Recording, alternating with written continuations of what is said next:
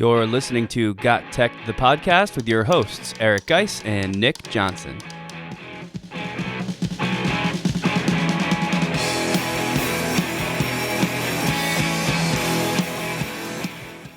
Welcome back to GotTechED, episode 14, Student-Centered Learning, Methods of Best Practice. In this episode, we discuss how student-centered best practices cater to the needs of all types of student learners. We talk about the difference between gamification and game-based learning in this week's question of the day. Then we go into social media and how it could be used by teachers and students both in and out of the classroom. And finally, we'll wrap up with this week's Tech Battle Royale.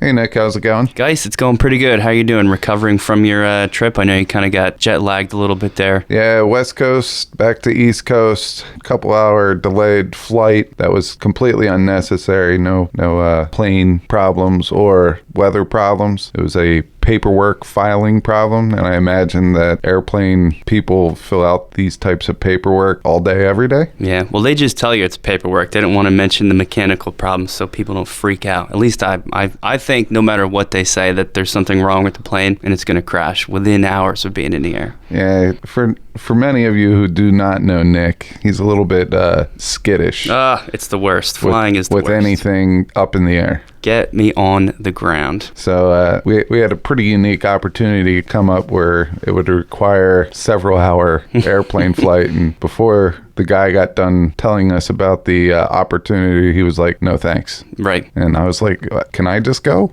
Can I just go? I want to go. Yeah. But recently we just went to Rider University to present at a Gifted and Talented Symposium. It was an awesome day. I really enjoyed presenting there, but I also enjoyed kind of taking in some of the sessions because as much as I thought I knew gifted and talented students, I learned a lot in such a short amount of time. Yeah, I thought it was fascinating. We don't, as you know, most teachers kind of focus on the general population. Even the students with learning disabilities get a lot of attention too, because the IEPs, you're required to meet those. But the gifted and talented kids, you just sort of assume that they're good, they're ready to go. They're the smart ones, they're the motivated ones, which can be true, but isn't always true. And actually, those students need just as much, probably even more attention than the other students do, at least if we want them to meet their full potential. And if that's, if that's the goal of education, which I think it definitely is, we should probably start thinking about that a little more. So it just kind of made us reflect on some of the things we've talked about, in particular,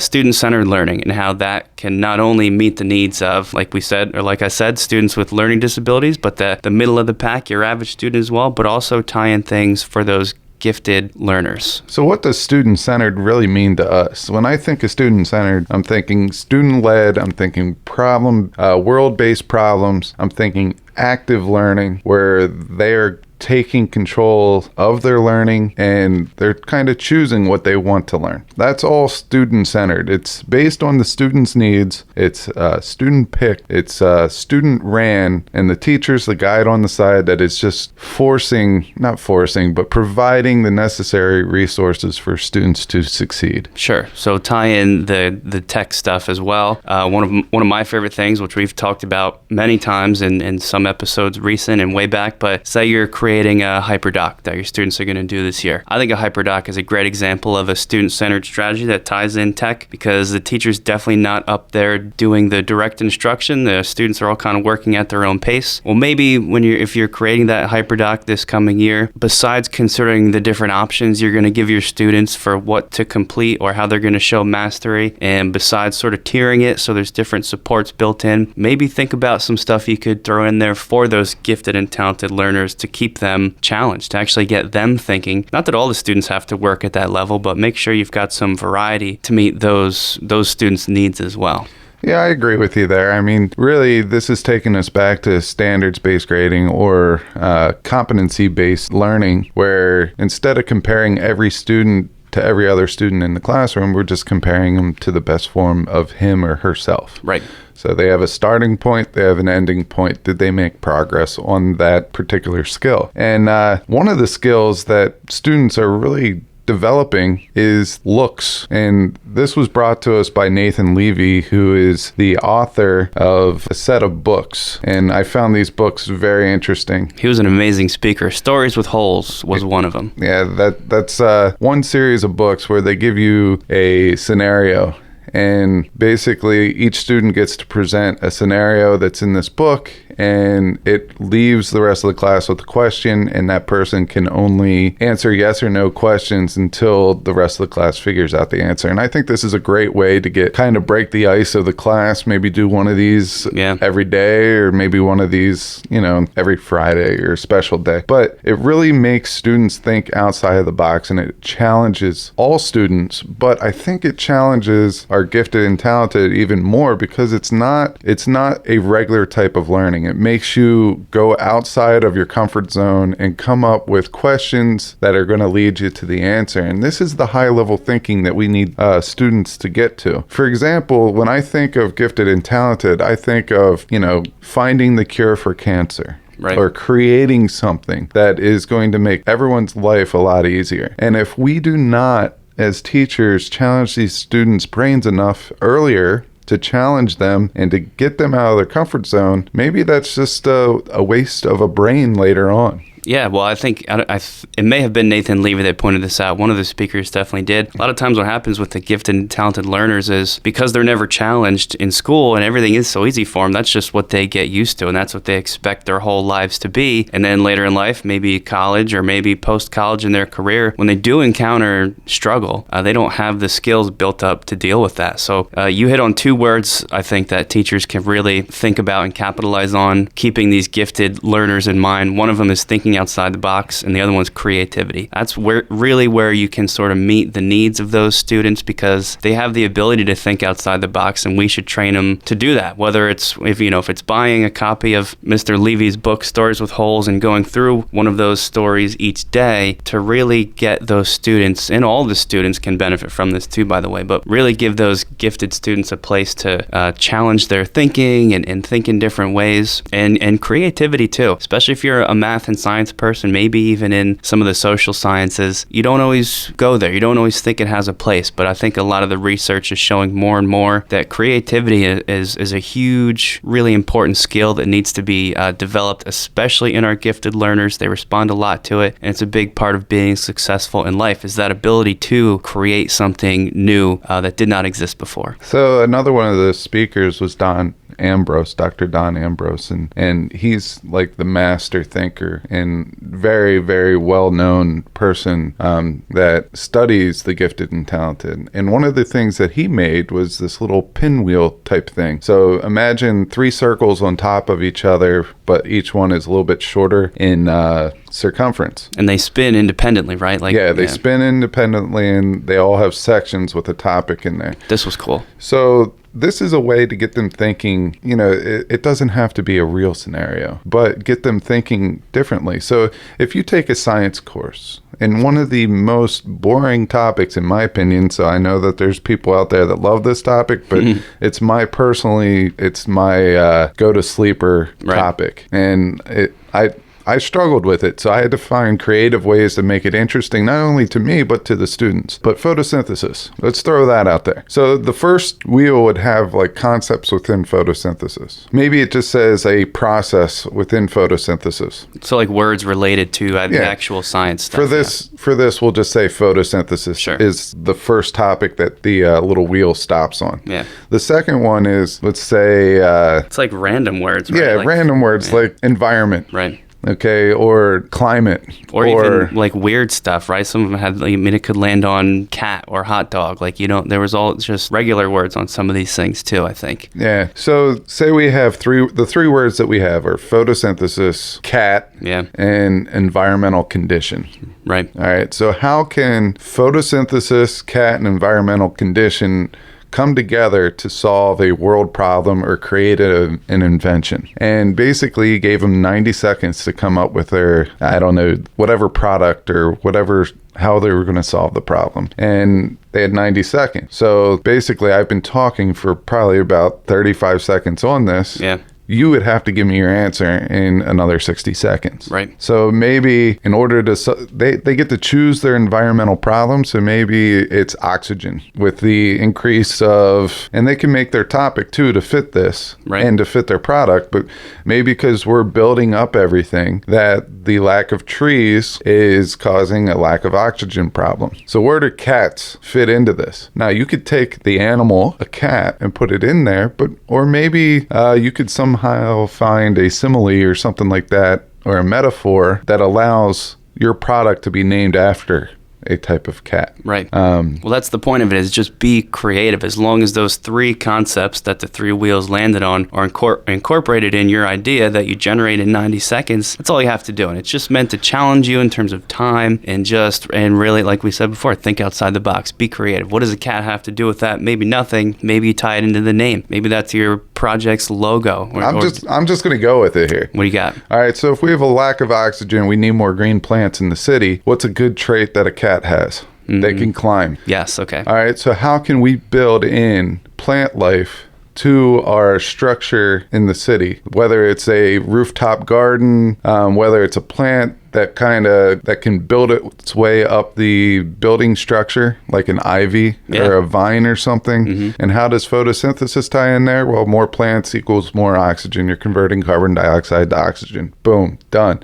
How does cat fit in? It climbs. All right, we're going to call it the climbing cat. Or even better, maybe we start capturing all the stray cats in cities and outfit them with little backpacks that have like seeds in them. So as they jump around and walk around, they're like planting the things that then climb up the trees and turn the buildings into green buildings that grow stuff and generate oxygen. Sounds crazy, but sounds like a catastrophe to me. It's a bad idea, but that's the kind of stuff that you're challenged to think about. And even just realizing, wow, that's a bad idea, asking the question of why it's a bad idea might lead to other things. So that's the kind of stuff we're talking about here. So let's kind of do a little recap here. I'd like to start off with just recapping a little bit with Books with Holes and Nathan Levy.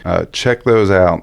They give you situations where students get to be the leader, kind of developing or discussing a problem, and it's like a little riddle almost. And students have to ask yes or no questions, and that the student leader gets to answer. Obviously, you would probably model this the first time, but after that, maybe let them take turns. I think that's just a great way to get students thinking in a different way. Yep. Or think about coming up with some maybe project-based learning where you challenge your students to solve real-world problems by throwing in some weird words, kind of like the example with the cat and photosynthesis we talked about. Really force them to get into some uncomfortable, fast-paced scenarios where they have to come up with sometimes weird ideas that just haven't existed before. So those are a couple of different out-of-the-box ways of thinking about student-centered learning that you might be able to try. If anything, you might just use this once or twice just as an icebreaker in the room so your students get to know each other at the beginning of the school year. Right. And at the very least, you'll be challenging the thinking of all the learners in your class, and hopefully the gifted and talented students get to benefit a little bit as well. Also, think about how you're going to allow your students to collaborate with one another,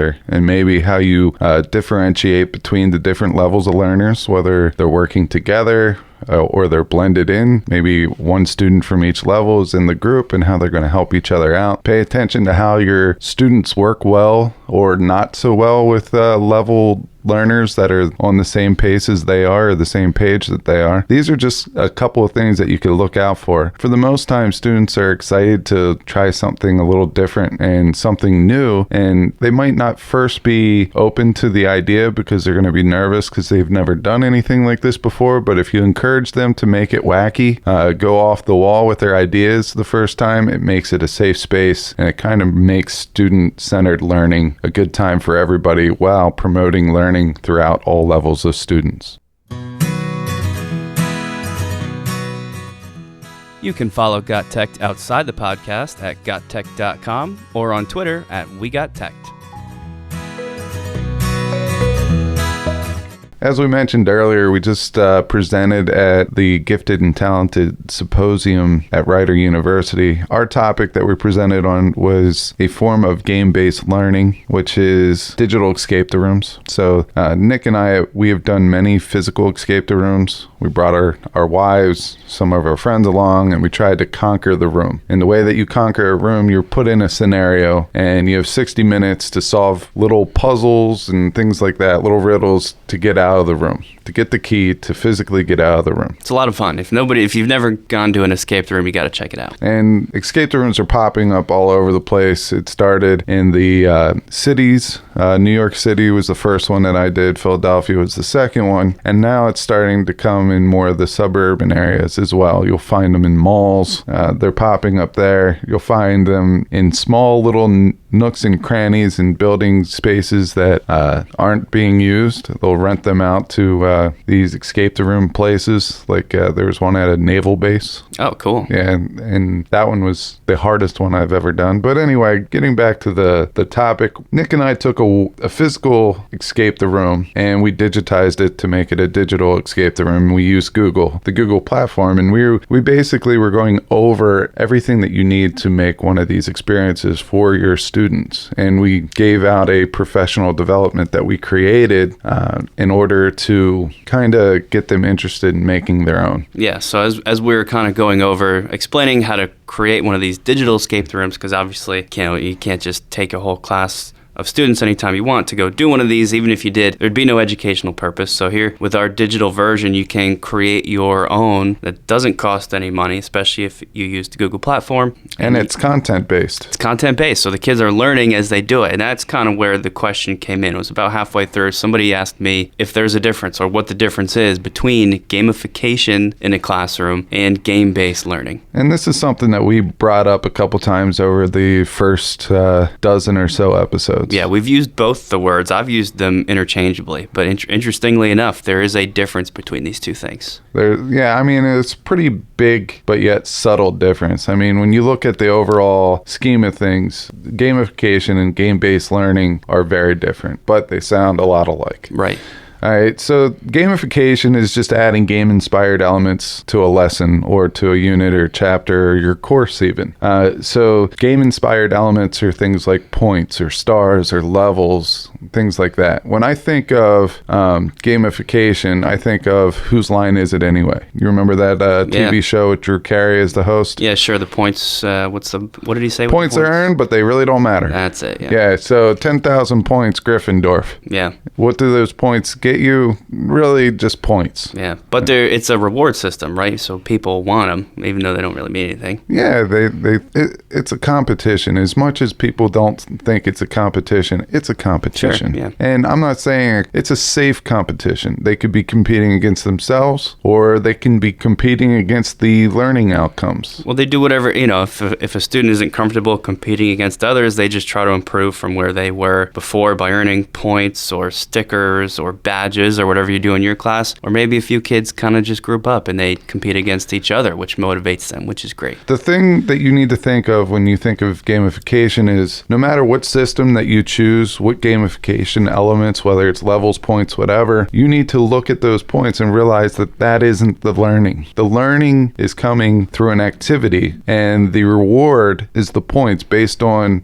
how well you did that activity, or if you did that activity. Some of it's just cut and dry. You did it, you get this many points. Right. Versus some are based on the quality that you've done this assignment or this learning objective, you get points. Right. It kind of reminds me of a few episodes back. We talked about Classcraft. That's really what Classcraft is all about, right? Where kids have a little avatar, and as the year goes on, they earn different badges and they get to level up based on things they do. Really, we're just describing a way to motivate students. So basically, you had two different gamification elements there. You had badges, which allows them to decorate, whatever their character, is in Classcraft. Or I know that some schools are now developing badges for teachers as they do professional development. Yeah. So maybe they display badges on their webpage. Think of educators getting Google certified, level 1 and level 2, innovator, trainer. All those are badges that they could put on their Twitter feed or their personal page or whatever. These are all gamification elements. Now, on the flip side, we have game-based learning. And that's when the whole game, all right, is the learning. You're learning through the game. So we use games to meet learning outcomes. So for example, if we do a digital escape the room, that is game-based learning because students are placed in pairs or groups of 3 during this digital escape the room. They're working through the content. They're learning as they're playing the game. And the game really is for them to escape the room, for them to get out of that digital space. Right.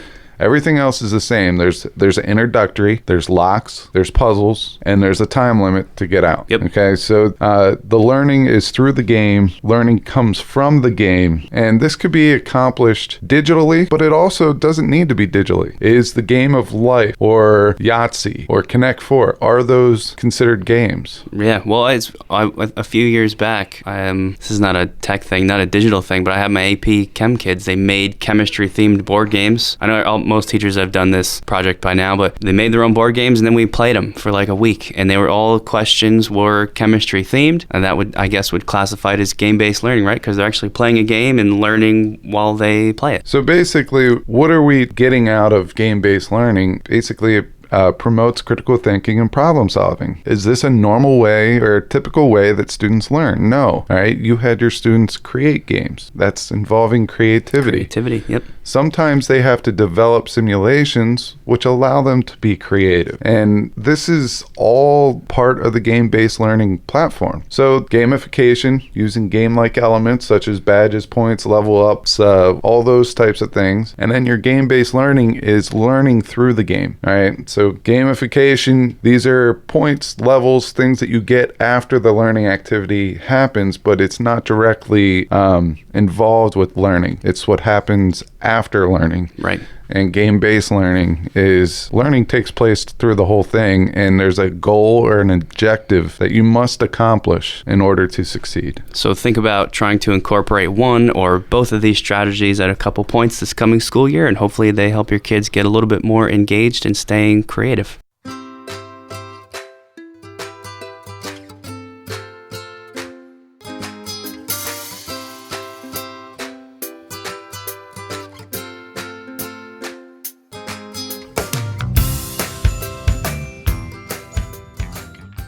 I know a lot of districts out there have social media policies for teachers, and I think that it's good to have some type of structure as to proper etiquette versus improper etiquette. And I really think as adults, we should be able to use our best judgment to demonstrate this. And I do believe that there's a place for teachers to have their own private account that no one can get into except people that they want to socialize with. But we're not talking in this segment about private accounts. We're really just asking what's the place of social media in a classroom. Right. And I think there is a place, and I think that teachers should be able to use social media in the classroom because we want our students to behave on social media in a way that's responsible and considerate to others. And to not allow a teacher to be able to model that behavior, I think is a big disservice to learning for our students. And if you like social media or if you don't, without debating that topic as a whole, whether it's good or bad for society, it is a part of our world. And it's definitely not going away anytime soon. Most of you probably are aware by now that if you own a business or if you're trying to get the word out about something you're doing, social media, Twitter, Instagram, Facebook to some extent now too, that's a big way of how people do it. So we're kind of just seeing an explosion of that in education, I think, now, where teachers and schools, districts even, are capitalizing on that as well to communicate things that are happening and what's going on in the classroom, and teachers are doing the same thing for their classrooms. So basically, in this segment, we just want to talk about ways that you can use social media for and in your classroom. So I think we should start with the teachers, and some of the best ways to get a hold of your other colleagues would be through social media. And if you're going to try something new that might be out there for a while, it's not completely new, it's new to you or new to your school district, but other districts have used it, other teachers have used it. One of the best ways to kind of hurdle over some of the obstacles or barriers is to talk to other people who have used that practice, that best practice, and they can give you some tips and some pointers. So why not throw it out on social media and get some feedback? Yeah, and you're not limited to just the, I don't know, maybe 10 to 12 people that you teach with and are in direct contact with. You're in touch with thousands of educators who might have tried that and might have some good tips for you. So it can be really helpful for that. All right. The second way that I would use it on social media is just to keep up with all the different types of practices that teachers are using. So a new ed tech program came out and someone posts about it. Well, guess what? Now you have information that you probably wouldn't have received otherwise. Right. And maybe that really fits a niche or a niche. I've heard both. Yeah. And so this piece of ed tech that is new fits the little niche that you're missing in your teaching repertoire. Well, now you have a piece of information. So I think social media is warranted on the teacher professional development level. Absolutely. And then even in the classroom, if we could maybe move on to that, I think if you're a teacher and you have an account specifically designed for your classroom and your students and your parents, one of the simplest uses is just posting, let's say, homework, or when big projects are due. You put out little reminders, and if your students are checking that account as they flip through, following whatever else they're interested in, they may get reminded of something they have to do for you. Right. And so this kind of would solve in districts that don't have a parent portal, that aren't able to see homework that their students have every night. This would be a way for teachers to communicate with the parents and make sure that everyone's on the same wavelength without having to answer 30 to 50 extra emails a year. Right. Maybe even more, who knows? Or making use of hashtags, both in Instagram, Twitter. I think Facebook might even use them now, but I have a running hashtag on Instagram for around the holidays. We do a chemistry party where the students decorate and make like a little model of a Christmas tree, but instead of bulbs, they fill little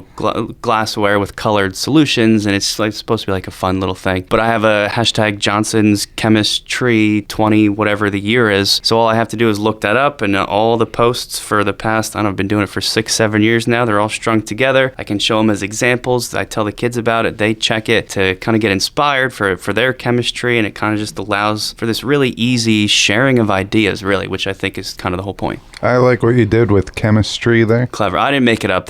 Any chemistry teachers out there are going to know that's like a thing. A lot of us do it. I cannot take credit for that, but it is cool. Another way that I use social media is I like to have these little contests. When I taught bioethics, I would have students make no more than a minute PSA, public service announcement, on an environmental issue that is near and dear to their heart, like what's going on. It's supposed to be very persuasive. Right. Factual, but persuasive. And what they would do is they would post it. We would make a social media page where we would post all these projects. And really it was just a post or a link to a Google site. Yeah. And then people would click on that link and they would go watch these different PSAs, and then they would vote on which one they thought was most influencing. And based on that, they got their parents involved, they got community members involved, they got other parts of their family involved. I know one in front of a church gathering and said, hey, I'm doing this project on this. I'm very passionate about it. Here's a little bit about this, but if you want to check out more of these, go to this website. And I had it open for 2.5 weeks, and we had over 7,000 hits on that. That's awesome. Over 7,000 votes. So I thought that was cool. We've done photo contests kind of the same way. Students would take photos, and we would take a digital imprint of that, put it online, and people within the school would vote on their favorite photo, and we would have winners every year. And how good does that look for you and your school district, just to kind of put the word out there about some of the really fun and exciting things teachers are doing? Helps the community understand the types of things that are happening in education now. So it's sort of, I hate to say, sort of like a publicity just for some of the really cool things that go on. I know you talked about Twitter with your chemistry project, but I have heard, and I've never done this, but I've heard that classrooms would have discussions all on Twitter throughout the whole classroom. And the one lady that was describing what she did is she had this open-ended question, and basically students would take turns answering it with the appropriate hashtag, and then they could go back and comment comment on each other's just by using a common hashtag. And she said that you could drop a pin in that class and you could hear it because they were so engaged in that lesson. And I think that's just a cool way of teaching to how your students are comfortable and how they learn. Well, we've talked about a ton of different apps and extensions and websites that allow for digital discussions to take place. That may be the easiest one, right? Just use Twitter or whatever, anything, something they already have, and use the hashtag and it strings the discussion out right there for them. Yeah, so I think social media, since it's such a big part of our students' lives and they're very familiar with it, we can meet them on a common level and get them to take their learning to the next level. And this would work across all age levels that has the opportunity to use social media. I know there's policies out there saying that you must be over 13 years of age unless you have parent permission. So maybe this is a middle school, high school based project or way of looking at social media, but you could use these for discussions. You could use these for homework. So maybe your homework you send out on a Twitter message or a Facebook group or whatever, a video that you want them to watch, and then you want them to post what are their top 3 takeaways. And that way everyone can see each other's and it's there for discussion the next day. Now, this might present some problems. Definitely. Okay, so it's very important that teachers have some type of digital literacy or rules and regulations of how they're supposed to act in these settings. I think that's very important when you start thinking about developing your safe space or your learning environment within your classroom, that you tell them that it extends beyond the walls. Yeah, well, it's a good place to not only teach the content, but also teach them how to just use social media properly, not to go home and spend 6 hours on it, because that does horrible things to your brain, and to use it in a responsible way for good, productive things, not negative things. And the classroom is a good model for that. Yeah, at one of the professional developments that I went to, and we can end with this, but a lot of people are so fearful of students using social media in the wrong way. So what if that does happen, right? And Alice Keeler said this, and I thought it was brilliant. She said, I want them to make the social media mistake in my classroom. Good. Because if they make it here, they won't make it when they're out and they have a job, and it won't cost them their job later on. Exactly. This is when they learn that type of thing. And I thought that was pretty brilliant. So many, this is a whole other topic, but I have to bring it up. So much of education is, or teachers have a tendency to try and stop your students from failing. Now's when you want them to fail and get caught, because now in school is when you can help them and teach them not to make that mistake later when they're adults and it causes a real problem. Yeah, there's more on the line then. Right. So I don't know, go out there, maybe talk with your administration, see if your policies on social media meet the needs of your students, meet the needs of your staff, because it would be a shame to miss out on a quality learning opportunity.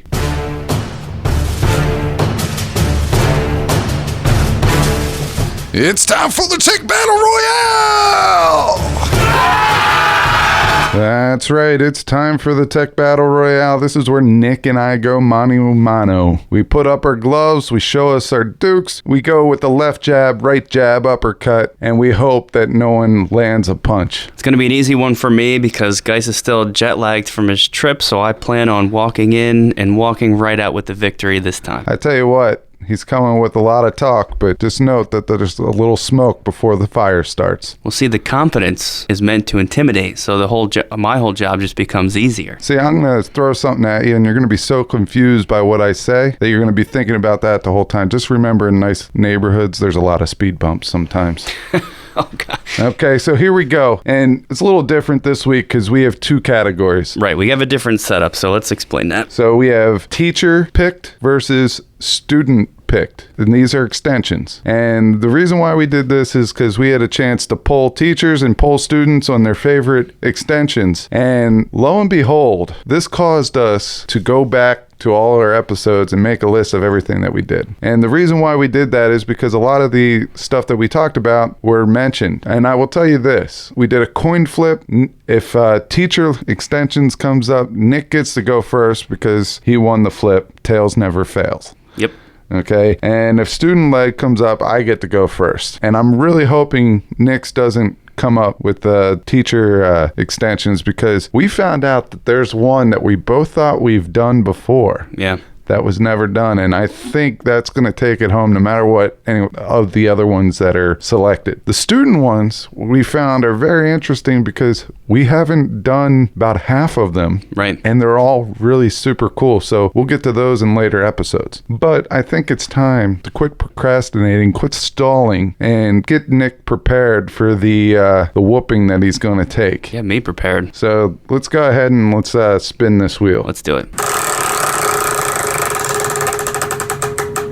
Well, it's not favorable for me, but it'd be favorable for you guys because this extension that he's about ready to go over is pretty amazing. So we got teacher favorites. We do got teacher favorites.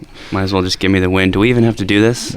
You know what? Just for the greater good of passing knowledge to people that may or may not have it, even if they do have it, they may not know about the updates that just came about. What Geis is talking about is my pick in this episode's Tech Battle Royale. It's called Equagio. I know we've talked about it. We both actually have mentioned this before, just not, we've never argued over whether it's better than something else. Equagio is a Google extension that incorporates with Google Docs. It allows for the easy conversion or easy typing of math problems, fractions, complex equations, square roots, exponents, symbols, Greek letters, anything you could ever write out by hand, super easy. Equagio makes that extremely easy when you're typing into a Google Doc as well. Really, as a teacher of science, chemistry, there's a lot of math we have to do. I always kind of thought that the whole Google Doc explosion wasn't for me because there's so much handwriting that has to happen. But with Equagio, it really just makes all of it seamless. So I know I normally do not make your points for you, but I feel with this extension, I have to chime in here. Go for it. Help me win. Yeah, it's not like you need it, but anyway, I want to say how useful this tool is across all curriculums. All right, you have a math teacher. That one's pretty easy as far as how it applies to equations and numbers. You know, science is also very easy as to how it applies, but think of art, canvas size. Sure. Measuring canvas size, you have a formula that they're plugging in, or you go down to PLTW, Project Lead the Way, which is engineering. It fits in perfectly there. All right. Think of ways that you could use this in English. All right. They're doing a reenactment, or not a reenactment, but a play of Shakespeare, and they need to know how big the stage has to be. So you might have some type of equation per square foot that they have to translate over. All right. Maybe there's a word problem that they have to solve in an English class. It does happen. Sure. Interdisciplinary stuff is huge. All that happens all the time. Okay, so being able to have something like this is pretty amazing, and I know that you're going to get into how it helps students with IEPs as well. Yeah, I mean, before that, even just a real quick, I would just want to describe some of the things that Equagio does. First of all, it's a little button that goes right in the Chrome browser. You just click it when you have a Google Doc open, and it pops up a bunch of different options for how to use it within the Google Doc. The simplest one, and I believe how Equagio started, was just a typical equation editor where there's a bunch of ways to just type using your keyboard. So if you need a fraction, you do 7 and then hit the / key 3, and it automatically converts that to 7/3, 7/3. And there's all sorts of little things that you kind of have to learn. Like if you need a square root, you can type SQU, and then it sets up a square root, and it's just supposed to be a quick way to type in a square root symbol that you would have to normally write out. Kids usually don't like that. They don't like to type things in. They don't know all the keys. They don't want to take the time to learn them. So some of the more beneficial tools are a handwriting recognition tool where you can write on the screen. If it's a touch screen, you can just use your finger right on the screen, and instead of actually having to know the special keys to type a square root, you just draw it. And as you draw it with your finger, it converts it to text that you can just embed in the Google Doc. Amazing. It's really cool. It also does voice. Right. There's a speech input. So say a kid isn't very good at writing with their hand, or has a disability where they can't do that. You can just talk, and it listens to and it transcribes the equation that you're describing, embeds it in the Google Doc. The two newest tools that I didn't even really know about until today, you can also import math equations from a mobile device. So if you draw out the equation on your cell phone, it imports that directly into the Google Doc as well, and what they're calling a screenshot screenshot reader, which is kind of hard to describe. I don't know if anybody's ever used the snipping tool. It's kind of like that, where you get to click and drag around a section of the screen. And as you drag around, if what you drag a box around is an equation, Equatio will recognize that equation and convert it into text as well. It just gives you so many options to easily input math that would otherwise be really hard. So that's it. It's a great tool. It's amazing. If you're math, science, engineering, any of the other stuff we mentioned, you have to be not only using it yourself, but getting your students used to using this too. So what do you got? Try to beat that. Well, I already mentioned that it's going to be tough to beat, but I'm going to throw out a tool that I think in this day and age where security of passwords is a problem, it's an issue, I'm going to throw out something that will help you. And, these password rules need to be 8 to 12 characters with a capital letter and a number and a special character. And then you go to a different site, needs to be 6 to 8 characters with a capital letter, no special character.